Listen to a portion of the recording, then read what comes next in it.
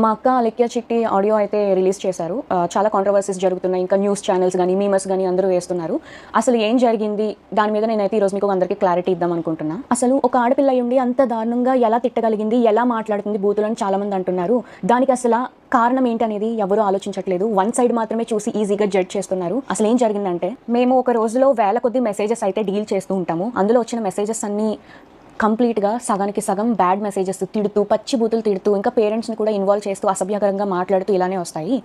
ఇలా వచ్చినప్పుడు మేము మ్యాక్సిమం టైమ్స్లో బ్లాక్ చేస్తాము. బాగా ఫ్రస్ట్రేషన్ ఉండి, బాగా ఇంకా చచ్చిపోయేలా తిట్టిన వాళ్ళని మాత్రమే అక్క ఏదైతే ఉందో తను రిప్లై ఇవ్వడం జరిగింది. కానీ ఇక్కడ జరిగిన మిస్టేక్ ఏంటంటే, ఒక పర్సన్కి తిట్టిన పర్సన్కి కాకుండా వేరే కింద చాట్ ఉంటే ఆ చాట్లో ప్రెస్ అయిపోయి బై మిస్టేక్గా అతనికి వెళ్ళిపోయింది. అది తను రియలైజ్ అయ్యే లోపే వెంటనే డిలీట్ కూడా చేసింది. ఆయన చూసి ఉండరు, విని ఉండరు ఏమో అనుకుని ఇంకా మేము కూడా ఏం రెస్పాండ్ అవ్వలేదు. ఈలోపు ఆయన చూసి వేరే మీమర్స్కి కూడా పంపించేసి పబ్లిసిటీ న్యూస్ ఛానల్స్లో అన్ని జరగడం అయిపోయిందనమాట. ఈ విషయం మరి ముందే చెప్పొచ్చు కదా అని అందరూ అడుగుండొచ్చు. మేము ముందు చెప్పడానికి అసలు ప్రూఫ్తో మేము మాట్లాడదాము, అసలు ఏం జరిగింది అనేది క్లారిటీతో వద్దాం అనేసి మేము ఇంతవరకు డీలే చేసాము.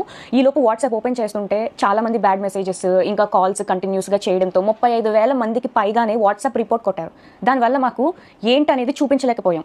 వాట్సాప్ అనేది అండర్ రివ్యూలో పెట్టాము. 24 to 48 hours అయితే మాకు టైం తీసుకుంది. ఇంకా దాంతో కూడా పని అవ్వదు అని మాకు అర్థం అయిపోయేసరికి ఇంకా ఆ పర్సన్కి ఎవరైతే ఉన్నారో బ్యాడ్ మెసేజ్ వెళ్ళిన పర్సన్, ఆయన మేము అప్రోచ్ అయ్యి ఆయనకి మేము సారీ కూడా చెప్పాము. నేను మీకు ఇప్పుడే వినిపిస్తాను.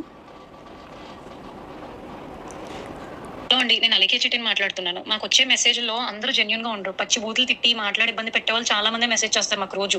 మీ చాట్ కంటే ముందు ఇద్దరు నాకు అబ్యూజివ్ గా మెసేజ్లు పెట్టి బై మిస్టేక్ గా అది మీ కిందకి స్క్రోల్ చేయడం, అది మీ చాట్కి ప్రెస్ అయిపోయి వాళ్ళకి తిట్టాల్సిన మెసేజ్ మీకు వచ్చేసింది.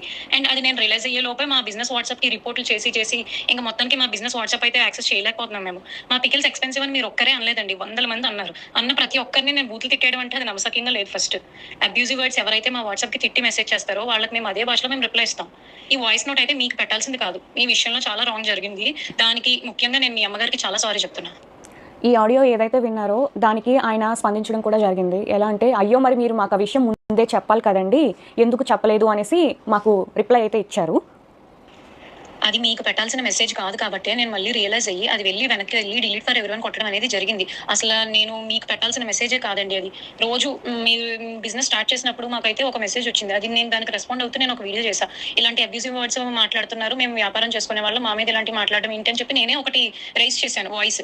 అలాంటిది నేను ఏ మాటలో ఏ తిట్టలేని వాళ్ళని తిడతానే అని అంటే అది ఒక రకంగా ఇన్నోసెంట్ వాళ్ళని తిట్టడం కూడా. నేనైతే ఇన్నోసెంట్ వాళ్ళని ఎవరిని ఎప్పటికీ వచ్చి ఒక మాట అనలేదు. ఎక్స్పెన్సివ్ అనే మాటలు అయితే ప్రైజింగ్ ఎక్కువ ఉంది, ఈ మాటకి ఎవరు అసలు కంప్లీట్ గా రెస్పాండ్ అవ్వరు.